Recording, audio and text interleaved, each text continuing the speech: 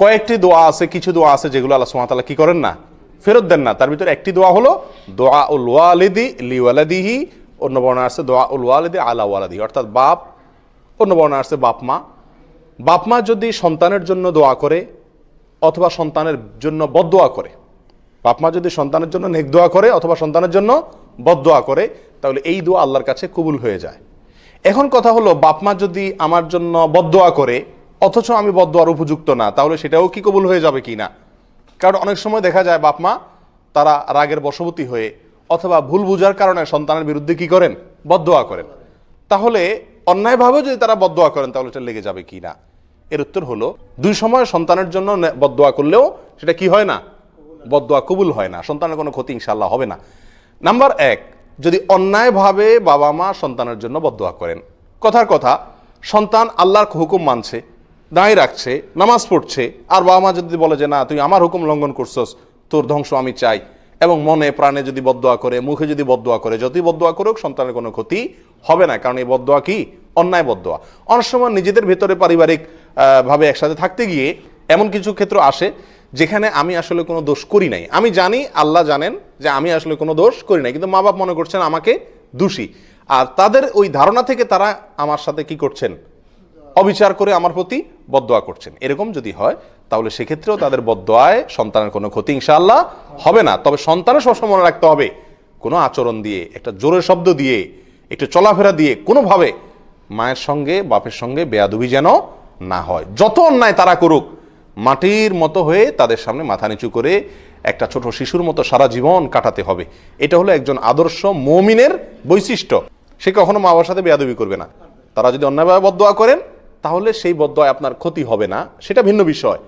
কিন্তু তারা বদদোয়া করছেন অন্যায়ভাবে, সেই জন্য আপনি তাদের প্রতি কি করলেন, রূঢ় আচরণ করলেন। এই অধিকারটুকু কোনো মুসলিমকে ইসলাম দেয় নাই। অতএব এটা একটা পয়েন্ট আমরা পেলাম যে তারা যদি অন্যায়ভাবে বদদোয়া করেন তাহলে সেই বদদোয়া আপনার উপরে আসবে না, লাগবে না ইনশাআল্লাহ।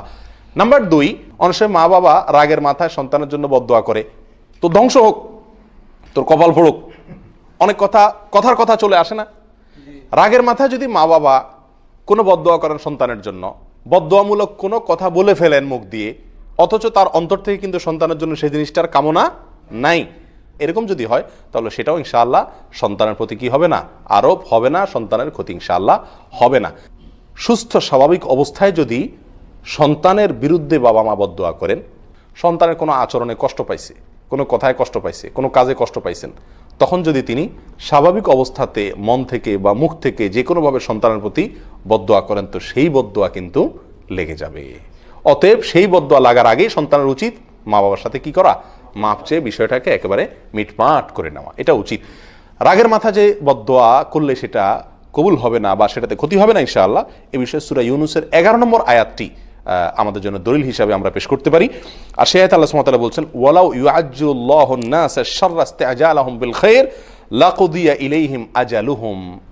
মানুষ ভালো কিছু চাইলে আল্লাহ যত দ্রুত দেন, যত তাড়াতাড়ি দেন, মন্দ কিছু চাইলে আল্লাহ যদি ওরকম তাড়াতাড়ি দিয়ে দিতেন তাহলে দুনিয়াতে কোনো মানুষ রক্ষা পেত না, সবাই ধ্বংস হয়ে যেত। রাগের মাথা বহু কথা আমরা বদদোয়া করি, বহু কিছু আল্লাহর কাছে ক্ষতি চাই, যদি সেটা আল্লাহ দিয়ে দিতেন সাথে সাথে তাহলে আমরা কেউ পৃথিবীতে টিকতে পারতাম না, সবাই ধ্বংস হয়ে যেতাম।